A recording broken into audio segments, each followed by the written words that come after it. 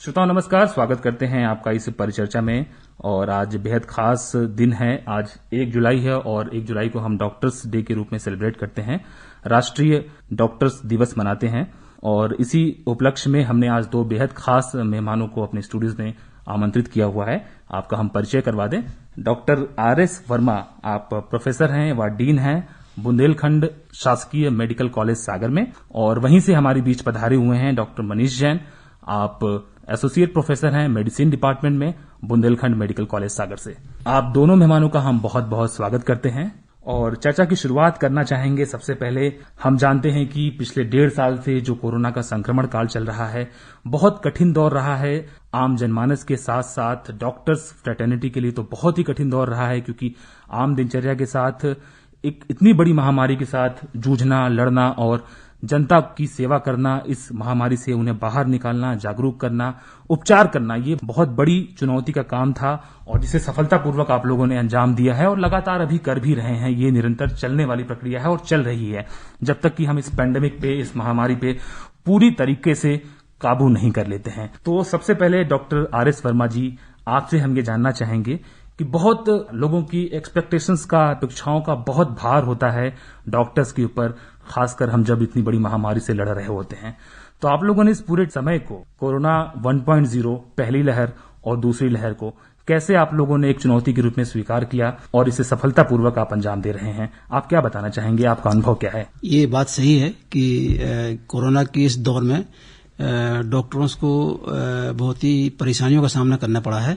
मैं Bundelkhand medical college में dean के पद पर कार्य करता हूं।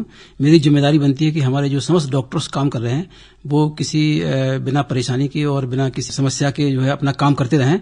और इस कार्य में हमारे डॉक्टरों ने पूरा सहयोग किया है। पूरे दिन रात जाग के कोशिश करके वहीं पर रह के उन्होंने इस कोरोना की कंट्रोल किया है और डॉक्टर्स हमारे बहुत मेहनत करते रहे हैं और आगे भी करते रहेंगे, ऐसा मैं डॉक्टरों से अपेक्षा करता हूं।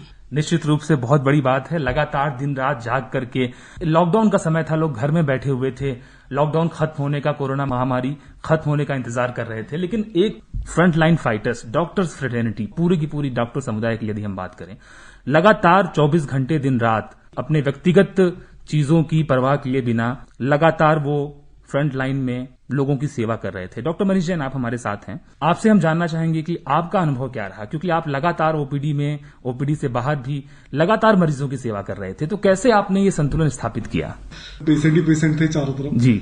इस पैंडेमिक में सबसे ज्यादा जो काम पड़ा वो जनरली मेडिसिन का ही पड़ा, क्योंकि मेडिसिन के जो पीपल हैं उनसे ज्यादा एक्सपेक्टेड है, मेडिसिन के जो डॉक्टर हैं उनसे ज्यादा आशाएं रही। नंबर ऑफ पेशेंट इतने ज्यादा थे, दिन भर में पॉसिबल भी नहीं होता था कि अपन उनको दिन भर में देख पाए।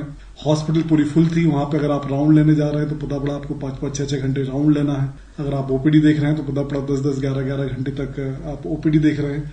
रात को 2-2, 3-3 बजे तक भी ओपीडी देख रहे हैं। राउंड ले रहे हैं तो 3 बजे दिन तक, रात को भी आपको राउंड लेने जाना है।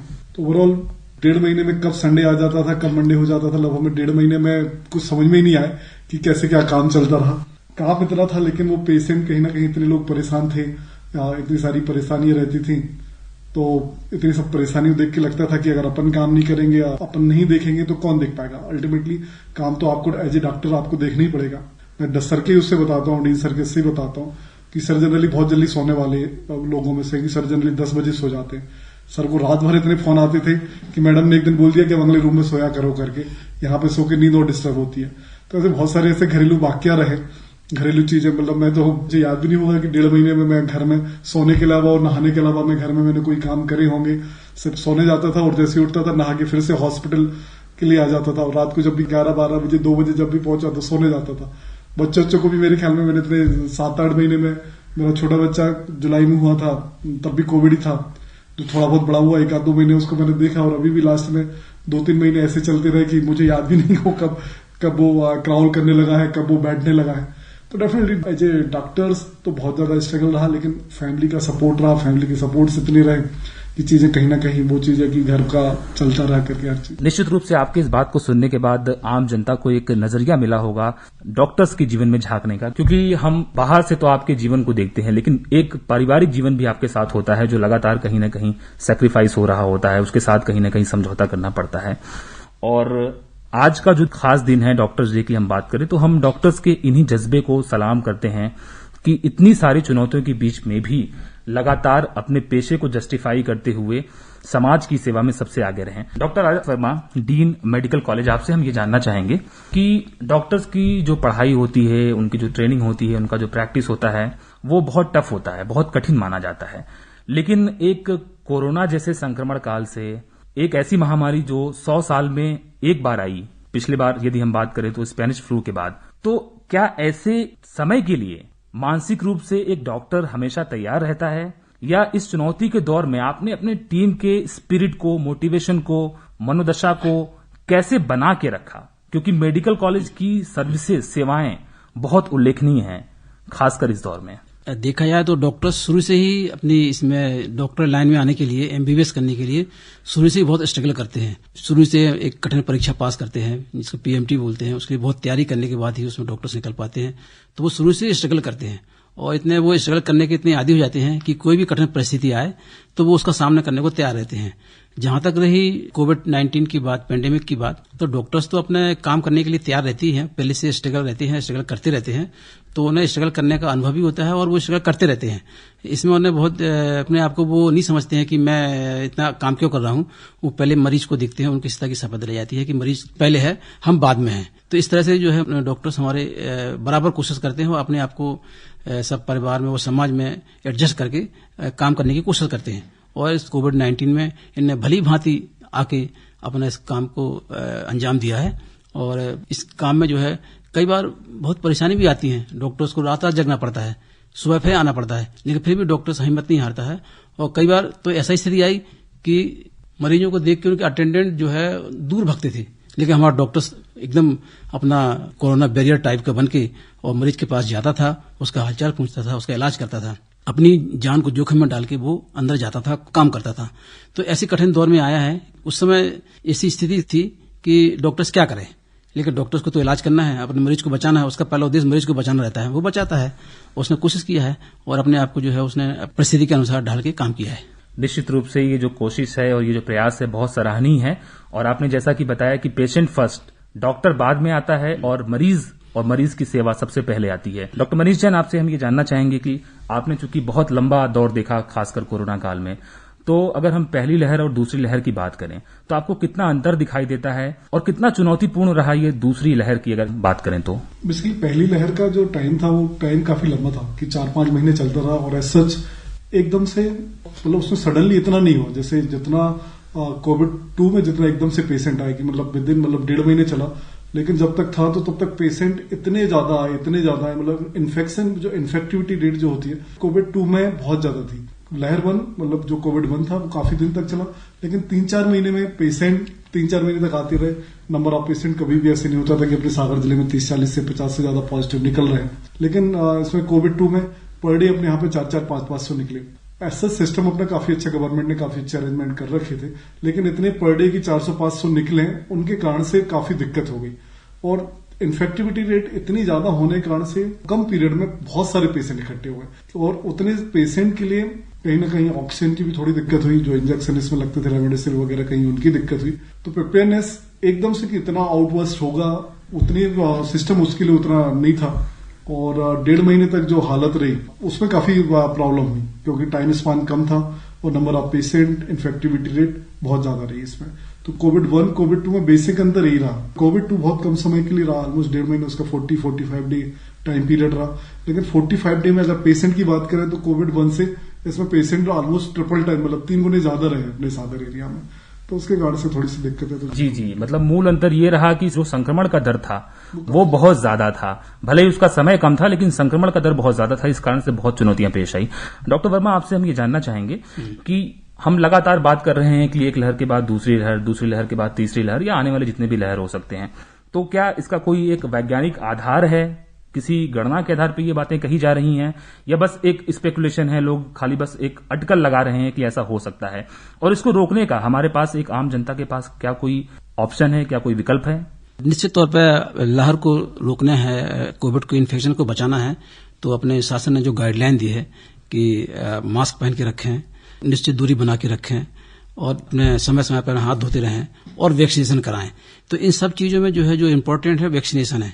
तो वैक्सीनेशन सभी को कराना चाहिए पूरा पब्लिक को वैक्सीनेशन पूरा अगर हो जाए तो अपन तीसरी लहर को निश्चित ही प्रिवेंट कर सकते हैं। जैसा कि अपने देखा गया है कि जिन मरीजों को वैक्सीन लगने के बाद भी अगर कोविड इन्फेक्शन हुआ तो बहुत माइल्ड टाइप का हुआ है, मतलब बहुत ज्यादा सीवियर फॉर्म में नहीं हुआ है। तो निश्चित तौर पर लहर को रोकना है, अगर आगे बचाना है तो जो शासन द्वारा जो गाइडलाइन दी गई है उस गाइडलाइन का पालन करें और वैक्सीनेशन लगवाएं। वैक्सीनेशन में कोई आज बहुत सेफ, बहुत सुरक्षित है, सभी लोग वैक्सीनेशन लगवा रहे हैं। शुरू में जरूर लोगों में डर था कि वैक्सीनेशन लगाएं कुछ हो न जाए, कुछ न हो जाए। जब शुरू में वैक्सीनेशन आई तो सबसे पहले मेडिकल कॉलेज में मैंने लगवाई, फिर हमारे सुपरिटेंडेंट ने लगवाई, इस तरह से और डॉक्टर ने लगवाई ताकि लोगों का डर दूर हो। तो लोगों का डर धीरे धीरे दूर हो गया, लोग वैक्सीनेशन लगवा रहे हैं। और मैं लोगों से यही कहूंगा कि वैक्सीनेशन बहुत सुरक्षित है, बहुत सेफ है, इसमें कोई चिंता की बात नहीं है, वैक्सीनेशन करवाएं। इसी से ही अपन आगामी जो लहर जिनको कह रहे हैं इनको रोका जा सकता है। जी, बहुत महत्वपूर्ण संदेश आपका है डॉक्टर साहब कि वैक्सीनेशन बहुत महत्वपूर्ण है, बहुत जरूरी है। और चूंकि आपके स्तर से ये संदेश जो है हमारे आम जनता, आम श्रोताओं तक, दूर दूर तक, ग्रामीण स्तर तक जा रहा है, तो निश्चित रूप से आपकी बात से वो संतुष्ट होंगे, प्रेरित होंगे। और जो लोग, यदि उनके दिमाग में अभी तक कोई भ्रम बैठा हुआ था, कोई भ्रांति थी, कोई अफवाह थी उनके ग्रामीण क्षेत्र में, तो वो दूर होगी और वो वैक्सीनेशन के लिए सामने आएंगे। डॉक्टर मनीष जैन, आपका टेक क्या है इस पे? आपसे हम जानना चाहेंगे कि वैक्सीनेशन को लेकर के बहुत सारी बातें चल रही हैं। जैसा कि डॉक्टर साहब ने बताया कि सबसे पहले डीन साहब ने खुद वैक्सीनेशन कराया, उसके बाद तमाम जो डॉक्टर्स थे उन लोगों ने कराया। तो आप लोगों ने तो करवा रखा है, आप लोगों के सारे स्टाफ मेंबर्स ने करवा रखे हैं, तो फिर आम जनता में इतनी बातें क्यों हो रही है इसको लेकर के?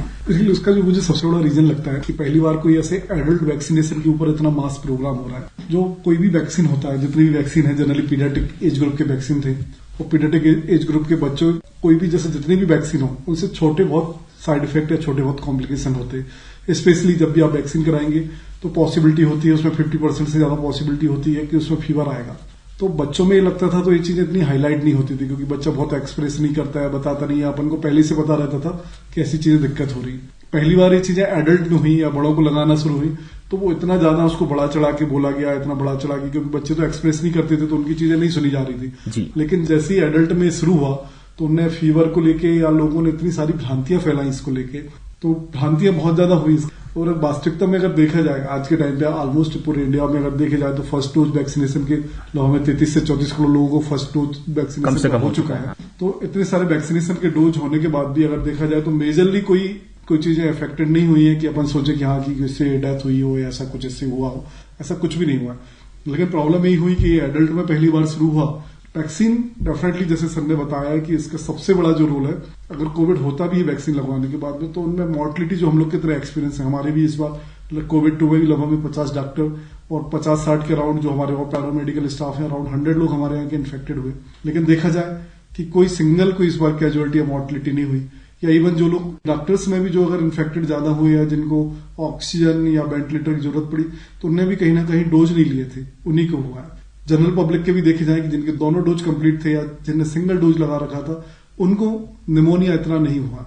तो वैक्सीन डेफिनेटली आपकी जो डिसीज की सीवियरिटी है, डिसीज की जो बीमारी की जो घातक क्षमता है उसको कहीं ना कहीं बहुत हद तक रोक देता है। और आप 20 चीजें ना माने, नहीं सुने, क्योंकि इसकी लहर कोविड 2 था, मेजर वैक्सीनेशन तभी चल रहा था, वैक्सीनेशन तभी शुरू हुआ, तो बहुत सारे लोगों ने ये भी भ्रांति पाल ली कि इसको लगाने के बाद पॉजिटिव आ रहा है। एक्चुअल में हुआ क्या कि लोग कहीं ना कहीं से इन्फेक्शन लेके, जैसे मान लो आज हमें फीवर आया तो हमें एकदम से याद आ गया कि हमें वैक्सीनेशन कराने जाना है, तो उसको आज फीवर था वो कल वैक्सीनेशन कराने चला गया। तो अब आप ऑलरेडी इन्फेक्टेड थे, आप वैक्सीन कराने जाएंगे, उसके बाद रिपोर्ट तो पॉजिटिव आएगी। तो ये भी अगर लोगों के मन में भ्रांति रही कि वैक्सीन लगाने से हम पॉजिटिव हो गए, वैक्सीन लगाने से पॉजिटिव नहीं हुए। तब वहां पे लहर 2 इतनी भयंकर चल रही थी, कोविड 2 इतना भयंकर चल रहा था कि उससे इन्फेक्टेड हुए, बाकी वैक्सीनेशन से इन्फेक्टेड नहीं हुए। तो वो भी एक बहुत गलत मैसेज गया जो कि नहीं जाना। बहुत बहुत महत्वपूर्ण बात आपने बताई कि जो बातें लोगों के मन में चल रही थी, समाज में तैर रही थी कि वैक्सीनेशन के बाद कहीं ना कहीं वो बीमार हुए हैं या संक्रमित हुए हैं, जबकि उसके पीछे कोई और कारण था, वो कहीं ना कहीं एक्सपोज हुए थे पहले से ही इन्फेक्शन के प्रति। तो वैक्सीन को इस बात का दोष देना बिल्कुल ही सही नहीं है, जैसा कि आपने डॉक्टर मनीष जैन ने बताया। और वैक्सीनेशन के बारे में जो अफवाह है तमाम फैल रही हैं, उसका कोई वैज्ञानिक आधार नहीं है। और तमाम जिन लोगों ने लगवाए हैं वैक्सीन, बहुत अच्छे परिणाम उसके आए हैं और सीवियरिटी यानी रोग की जो गंभीरता है, घातक क्षमता है, वो बहुत कम हुई है।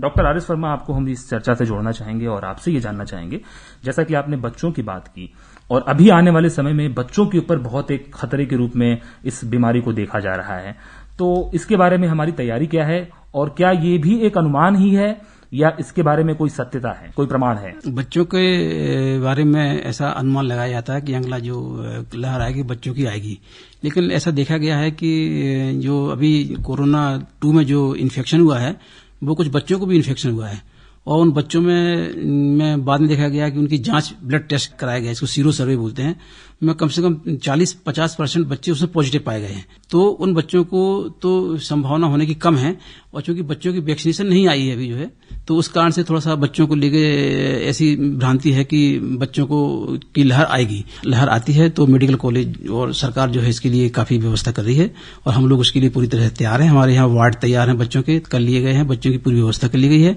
अगर कोई इस तरह की कोई समस्या आगे आती है तो हम लोग पूरी तरह से तैयार हैं इसके लिए। जी, बहुत संतोष की बात यह है कि मेडिकल कॉलेज और शासन स्तर पर पूरी तैयारी है, और यदि इस तरह की कोई लहर आती है तो इसके लिए हमारा जो मेडिकल दस्ता है पूरी तरीके से तैयार है। और चूंकि बच्चों का वैक्सीनेशन नहीं हुआ है तो इस कारण से ये अटकल ज्यादा लगाई जा रही है कि बच्चों के ऊपर प्रभाव हो सकता है।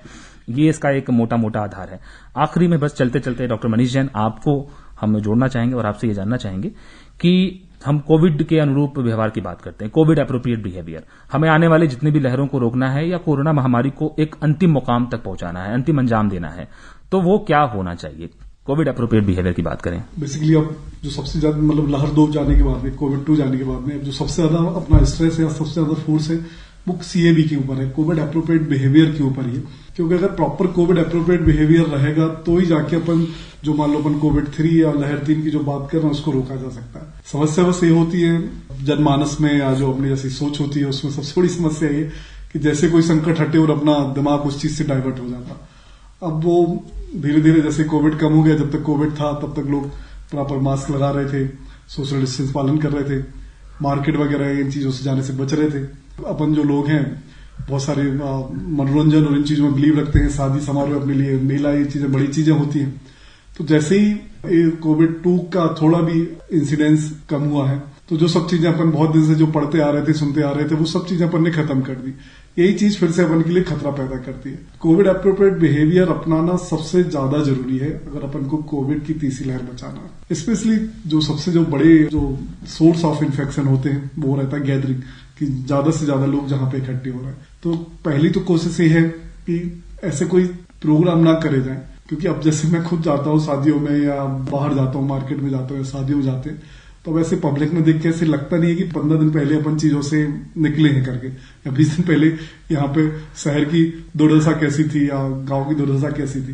तो वो चीजें नहीं भूलना है। जो अपनी शॉर्ट टर्म मेमोरी लॉस जैसी जो कंडीशन है कि जैसी ये चीजें मतलब ऐसा माना जाता है कि अपनी याददाश्त काफी कमजोर रहती है और जो चीजें रहती है अपन उनको भूल के फिर से बहुत जल्दी बढ़ जाते हैं। यही कोविड 3 को जन्म देगी। तो मेरा प्लेटफॉर्म के थ्रू सबसे लोगों को मैसेज है कि आप जहां भी जा रहे हैं कोशिश करें कि जब तक जरूरत नहीं है तब तक आप ना जाएं। शादी वगैरह जो सबसे बड़े सोर्स हैं, क्योंकि अभी तो ये शादी फिर से 1 महीने चलेंगी, ये चीजें जितना कम से कम में आप कर सकें, जितने कम से कम लोगों को बुला के कर सके। जो धार्मिक स्थल हैं, शादियां हैं, या जो पब्लिक प्लेस में जो मार्केट है, इनमें जितना ध्यान रखें। स्पेशली सबसे ज्यादा जो फोकस है सबने भी जैसे बताया, फर्स्ट वैक्सीनेशन के ऊपर, दूसरा मास्क के ऊपर। 2 चीजें बहुत मस्ट है कि आप अपना वैक्सीनेशन कराएं, और कहीं भी बाहर जा रहे हैं तो मास्क तो बिल्कुल हरगिज ना उतारें जब तक पॉसिबल हो। तो कोविड एप्रोप्रिएट बिहेवियर ही अब सबसे बड़ा वेपन है, सबसे बड़ा औजार है आगे की कोविड 3 को रोकने के लिए। जी, बहुत अच्छे तरीके से डॉक्टर मनीष जैन आपने बताया कि जो हमारे अंदर का डर है वो खत्म हो गया है। उस डर को जीवित रखना, बीमारी से तो हमें नहीं डरना है, लेकिन एक जो कैलकुलेटेड फियर होता है, एक गणित के साथ जो हम डर अपने भीतर ला सकते हैं वो जरूरी है, क्योंकि वो हमें बीमारी से बचाता है। डॉक्टर वर्मा, आखिरी में आपसे हम ये जानना चाहेंगे कि हम कोविड एप्रोप्रिएट बिहेवियर की बात कर रहे हैं, तो आपकी तरफ से जो तमाम आशंकाएं हैं, आपने वैक्सीनेशन के ऊपर बहुत जोर दिया कि वैक्सीनेशन ही हमें बचाएगा आने वाली लहरों से, तो आप क्या कहना चाहेंगे आम जनमानस से कि वो कैसे इस बीमारी का सामना करें और आने वाली लहरों से अपने आप को बचाएं? निश्चित तौर पर जो आपने कहा है कि इसके लिए कोविड एप्रोप्रिएट बिहेवियर जो होना चाहिए वही बिहेवियर है। पेशेंट्स अपना जो है, जनमानस जो है अपना मास्क लगा के रखे, कोविड प्रोटोकॉल जो है उसका पालन करे, वैक्सीनेशन लगवाए, और जैसे बताया गया डॉक्टर मनीष जैन ने कि गैदरिंग न करें, ज्यादा सामाजिक कार्य तो करें लेकिन उनको मतलब कोविड गाइडलाइन के अनुसार करें। शादी में ज्यादा न जोड़ें, हाट बाजार थोड़ा कम करें, गवर्नमेंट सरकार कर भी रही है कि बराबर जो है किल कोरोना के लिए अभियान चला रही है कि हर किसी को बुखार आए तो तुरंत उसको पहचान के उसका इलाज कराएं, उनके साथियों का इलाज कराएं। तो ये सब चीजें को मतलब बचाने के लिए ये है कि ताकि भीड़ भाड़ ना जुड़े। तो अगर ऐसा करते रहें कि वैक्सीनेशन लगता रहेगा, जैसी जैसी वैक्सीनेशन होता जाएगा, जहां जहां वैक्सीन लगा है जिस जिस देश में, वहां पर कोरोना एकदम कम गया है। तो अपने यहाँ भी जैसी जैसी वैक्सीनेशन लगेगा कोरोना कमता जाएगा। कोरोना से भी एकदम फ्री तो नहीं होगा, कोरोना भी चलेगा, लेकिन यह है कि वैक्सीनेशन लगने के बाद जो है काफी कम जाएगा और लोग आराम से रह सकेंगे। लेकिन उसके लिए वैक्सीनेशन जरूरी है। वैक्सीनेशन जरूरी है, कोरोना एकदम से नहीं जाएगा, लेकिन उसके साथ हम आसानी से रह सकते हैं, जी सकते हैं, सामान्य दिनचर्या हमारी चल सकती है। बहुत महत्वपूर्ण संदेश आप पैनल के माध्यम से हमारे जनता के बीच किया कि वैक्सीन जरूरी है। और हम दो तरह की वैक्सीन की बात कर रहे हैं, एक मास्क और एक वैक्सीन। वैक्सीन तो वैक्सीन है ही, लेकिन मास्क भी एक तरह से सोशल वैक्सीन है। तो ये दो चीज का कोविड अप्रोप्रिएट बिहेवियर के अन्य जो पैरामीटर्स हैं, मानक हैं, उनका पालन करते हुए इनका पालन करना बहुत जरूरी है। निश्चित रूप से आपकी बातों से जनता के बीच में एक गहरा संदेश गया होगा और कोविड अप्रोप्रिएट बिहेवियर यानी कोरोना के अनुकूल जो हमारा व्यवहार कैसा होना चाहिए, निश्चित रूप से उनको एक संदेश मिला होगा और वैक्सीनेशन के बारे में तमाम जो मिथक थे वो टूटे होंगे।